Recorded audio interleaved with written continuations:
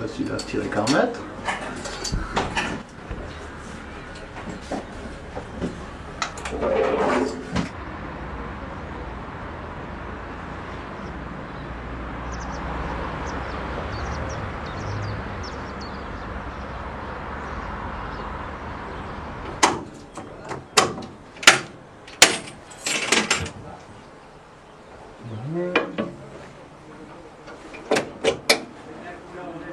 On fait du bruit, c'est parti.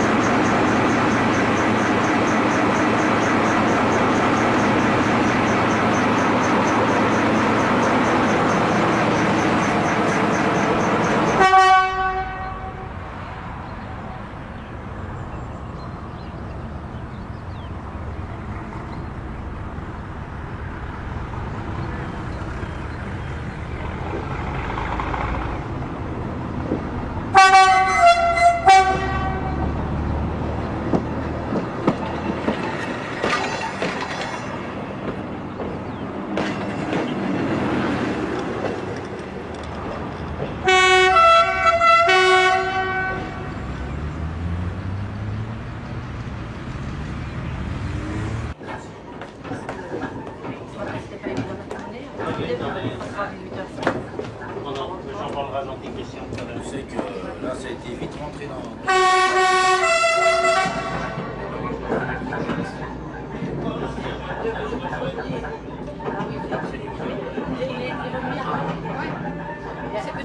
La ligne sur laquelle nous roulons actuellement est une ligne qui a été construite dans les années 1870 et a été exploitée par le PLM puis par la SNCF par la suite. Au total, elle fait 53 km. Il y en a 9 qui sont réellement exploités pour l'instant. La ligne est intégrale. Nous avons commencé à rouler en 1987. La ligne appartenait toujours à la SNCF. Et nous avons roulé de 87 jusqu'à fin 91, jour où la SNCF a rompu le contrat. Et de fin 91 jusqu'à 97, nous avons négocié avec le CIVU, c'est-à-dire un syndicat intercommunal à vocation unique, qui nous chapeaute un petit peu. Nous avons négocié l'achat de cette ligne depuis Charny jusqu'à Saint-Fargeau. Ça a demandé quand même pas mal d'années. Pendant cette période où on ne pouvait réellement pas rouler, nous avons fait que des petites circulations au niveau de la gare, dans les emprises de la gare, ce qui ne marchait pas si mal que ça, ma foi, et qui nous a permis, par des rentrées d'argent, de continuer à vivre. Et en 98, le CIVU a pu acheter cette voie de chemin de fer à hauteur de 2 millions de francs à la SNCF, et suite à ça, nous avons pu rouler jusqu'à ce jour, quoi.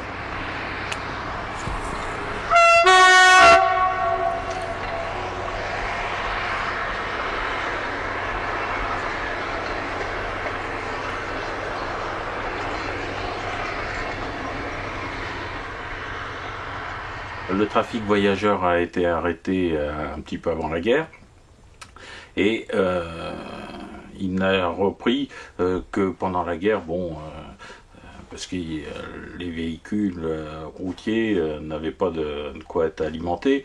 Alors ils ont refait quelques trains de mixtes voyageurs-marchandises, et tout de suite après-guerre, les trains voyageurs se sont arrêtés. Il n'y a eu qu'un service marchandises sur cette ligne de chemin de fer. Et après, dans les derniers temps, juste avant que cette ligne soit rachetée, il n'y avait que des trains de céréales.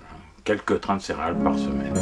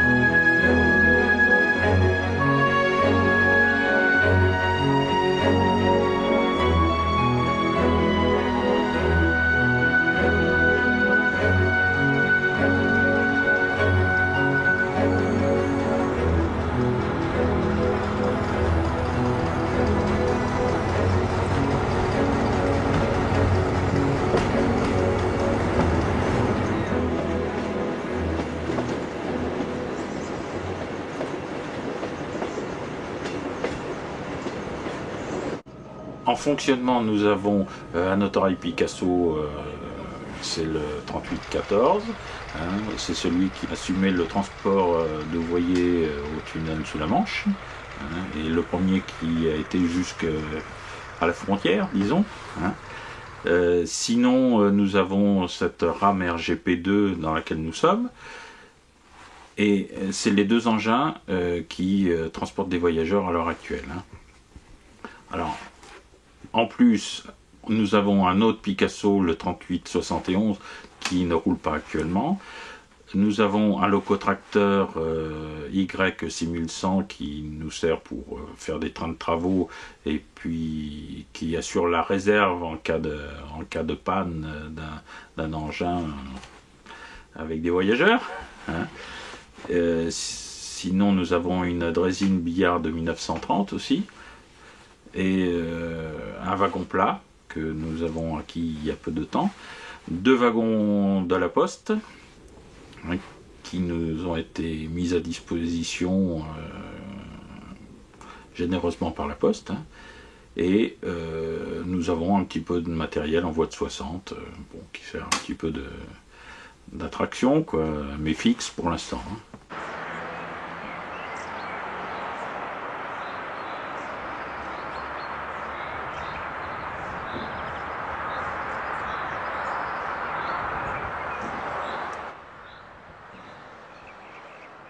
La poste ferroviaire a commencé en Alsace, disons, vers 1845. Et le premier service qui a été fait, c'était Paris à Rouen. C'était un wagon tout en bois, vous voyez, il faisait 2 mètres de haut, 2 mètres de large, sur 4,50 mètres de haut. Bon, chauffage pour les postiers, c'était des bouillottes. Et sur un wagon-poste, une brigade était composé d'une douzaine d'agents. Il y avait deux courriers ambulants, c'est-à-dire le personnel chargé de l'ouverture et du classement des sacs. Vous aviez un chef de brigade qui s'occupait des chargements, un chargement, c'est-à-dire lettres commandées, les valeurs, tout ça.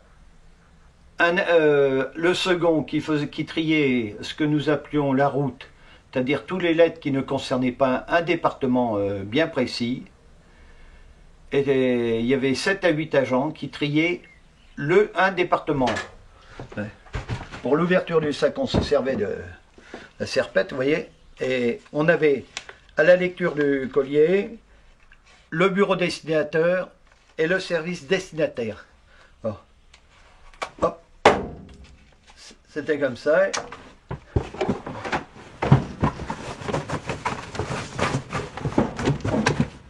Voilà. Là, c'est qu'un sac avec des colis. Dès que c'est ouvert, on retourne le sac pour voir s'il ne reste pas de correspondance à l'intérieur. Après, prise du colis, on regarde la destination. Par exemple, tiens, ça c'est la ville de Paris. Hop, Paris 15e arrondissement. Le sac du Paris 15 est là. Hop. Et pour la fermeture, on prend un collier. Du 15e arrondissement. Fermeture du sac.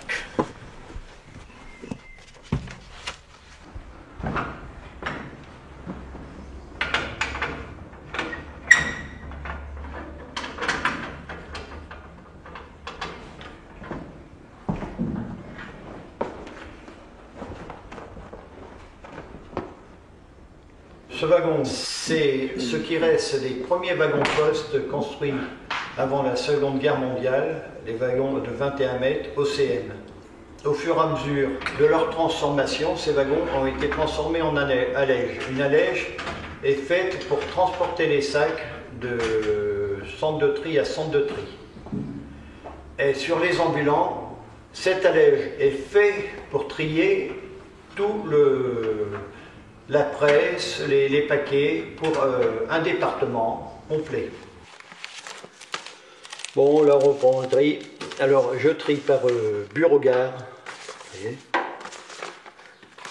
Beauregard, je sépare la ville de Paris, la banlieue, tiens, pour l'Allemagne, Allemagne à la gare de l'Est. Les derniers wagons post qui ont circulé, ils circulaient entre Paris et Besançon. Il y avait 5 allèges qui circulaient toutes les nuits et ça a été supprimé en décembre 2000. Actuellement, il reste en transport ferroviaire pour la Poste que 3 TGV postaux entre Paris et Mâcon et Paris-Cavaillon. Et nous sommes quelques postiers qui aimons notre métier et amateurs de chemin de fer, qui, intervention auprès des directions, tout ça, on a eu en cadeau, je dis en cadeau, façon de parler, ces wagons qu'on essaye de refaire revivre à notre façon.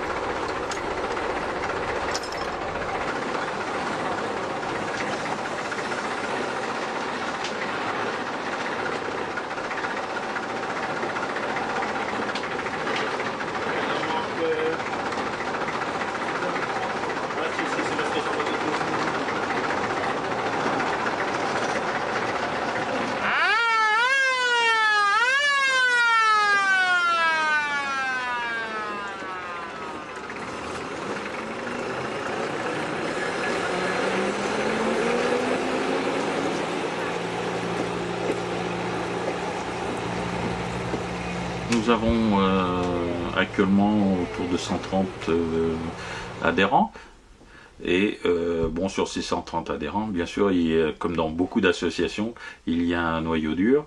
Et ce noyau dur est composé à peu près d'une trentaine de personnes qui tournent pendant toute la saison. Bon, chacun un petit peu, comment dire, ses propres postes, mais bon, il y a quand même pas mal de polyvalence.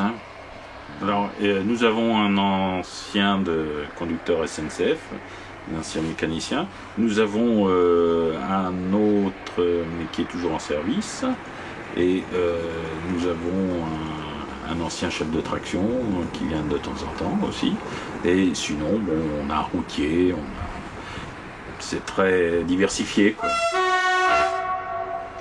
Et ils sont formés par l'ancien mécanicien SNCF à la retraite. C'est lui qui les forme.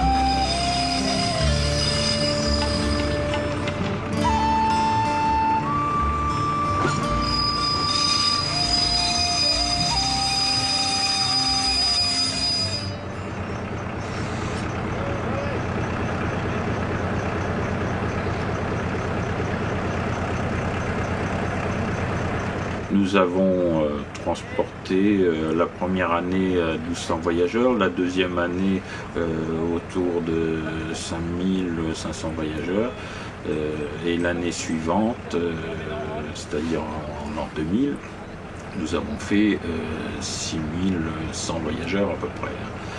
Et là, nous, à l'heure actuelle, nous attendons l'autorisation qui est délivrée par le préfet pour reprendre l'exploitation pour 2001. Toujours entre Toucy et Villiers-Saint-Benoît, et nous projetons avec les communes de rétablir des circulations entre Toucy-Ville et Saint-Sauveur et Tende-Moutier en 2002. Ça représentera à peu près 42 km au total en exploitation.